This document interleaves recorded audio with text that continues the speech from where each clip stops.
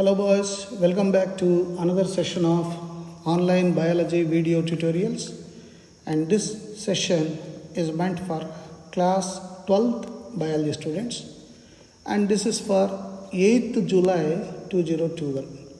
As you know, we were deliberating on chapter 3, human reproduction.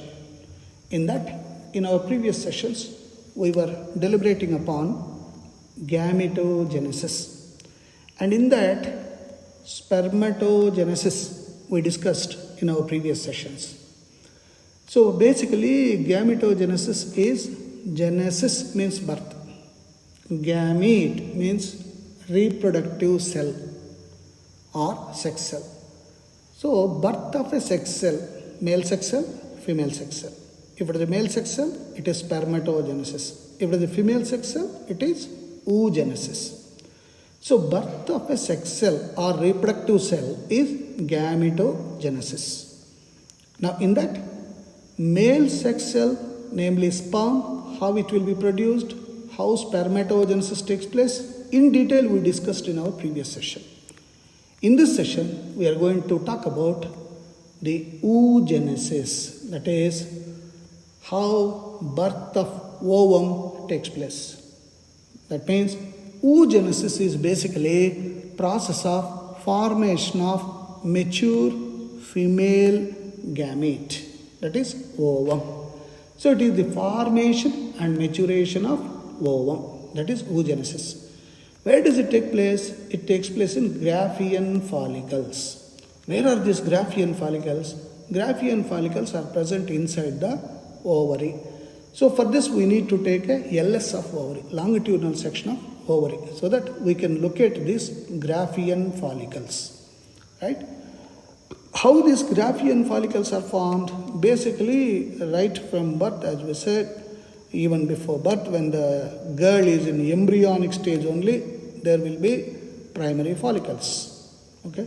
And these primary follicles will be developing into the primordial follicles will develop into primary follicles, and there will be, as we said, in the embryonic stage only, millions of egg mother cells will be there within the ovary. This is the difference. What is this egg mother cell? Oogonia. Mother cells that produce eggs. Eggs means normal language, technically we say ovum. That means even before the birth of a girl, inside her ovary, the oogonia will be present. Whereas in the case of male, it is not the case. The sperm mother cells will be produced on maturity, on the attainment of puberty. That is the basic difference between male reproductive system and female reproductive system. And the oogonia that are formed right at embryonic stage, they will not be added after birth. And oogonia multiply to form primary oocytes. So this is what we are seeing, the primary oocytes. And the primary oocytes are encompassed with certain layers of cells. Those layers of cells encompassing the primary oocyte are called primary follicles. So primary follicle on maturity becomes secondary follicle. Secondary follicle becomes tertiary follicle. Tertiary follicle becomes what we say Graafian follicle. And oogonia multiply to form primary oocytes. They enter prophase 1 of the meiosis and get temporarily arrested at that stage. That's why we say prophase 1 is the longest phase in meiosis. So every cell, every primary oocyte will undergo meiosis and form the functional ovum. So here you can see each primary oocyte gets surrounded by a layer of granulosa cells to form primary follicle. You can see here the encircled portion. So there is a primary oocyte and it is encircled by the granulosa layers. That is primary follicle. Many primary follicles degenerate during the phase from birth to puberty. Normally, puberty is age at which the girl becomes mature. Normally it is 10 to 11 years.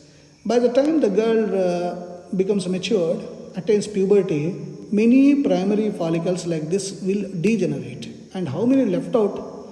By the time she reaches puberty, 60,000 to 80,000 primary follicles will be present in each ovary.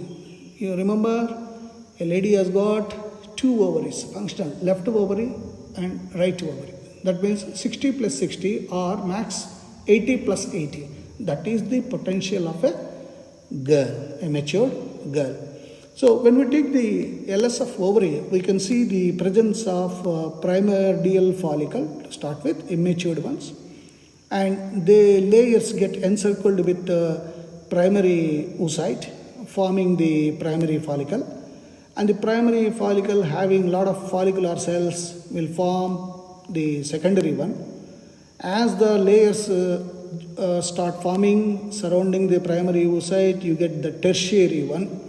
And then there is formation of cavity, fluid-filled cavity, atria, and that becomes the Graafian follicle. Then ovulation takes place. Because of ovulation, the functional ovum gets released from the ovary, and the left out one is corpus luteum.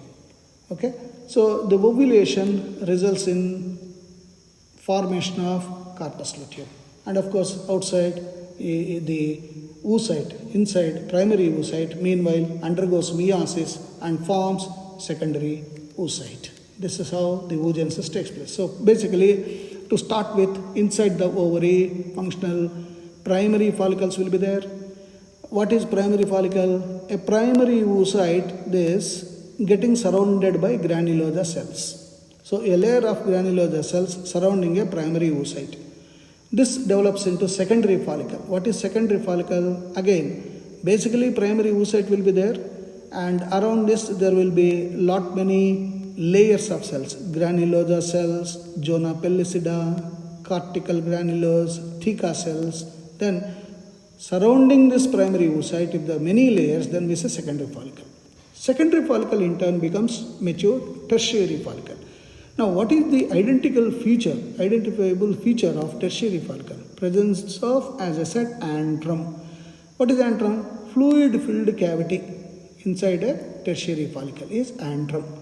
And lot many layers will be there like theca externa, theca interna, and granulosa layers, all this with antrum. And a tertiary follicle becomes matured and forms Graafian follicle, fully matured follicle. So this fully matured follicle will have so many layers with big antrum. Look at this, majority of the area is occupied by antrum. And you can see corona radiata, granulosa cells, theca interna, theca externa, so many layers are covering that. The primary oocyte in tertiary follicle grows and undergoes first unequal meiotic division to form a large haploid secondary oocyte and tiny first polar body. So this is the second stage where the primary oocyte is undergoing. And remember, primary oocyte is diploid. Diploid is becoming haploid, and primary oocyte is becoming secondary oocyte and polar body. This first polar body, we have no idea about its function. So secondary oocyte retains the nutrient-rich cytoplasm of the primary oocyte because it requires nutrients. It is unknown that whether the first polar body divides further or degenerates. Here you can see the tertiary follicle further changes into matured Graafian follicle. So there are two things that's happening simultaneously.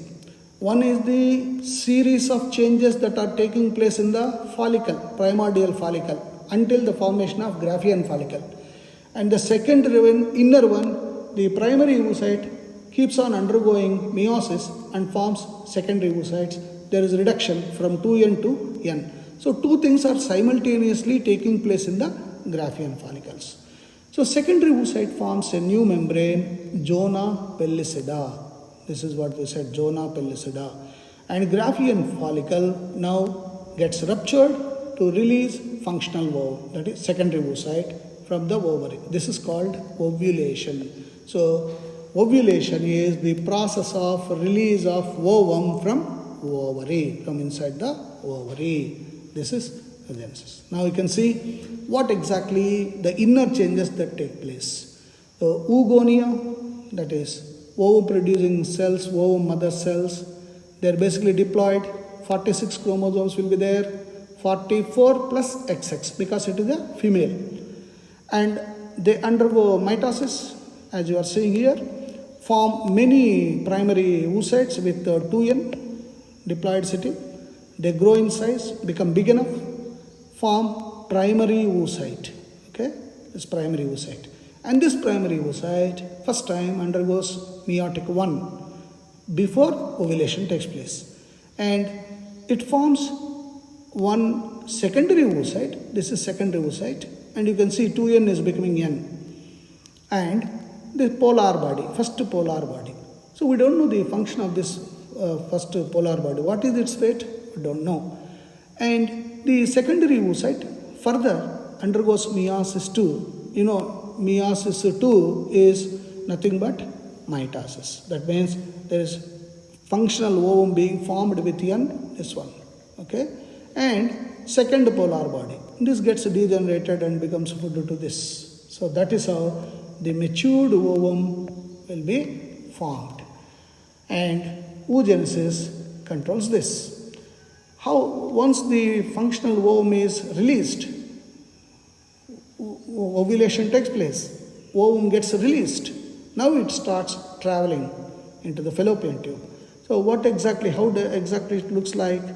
It is spherical and non-motile. So it requires muscular movement of the fallopian tube.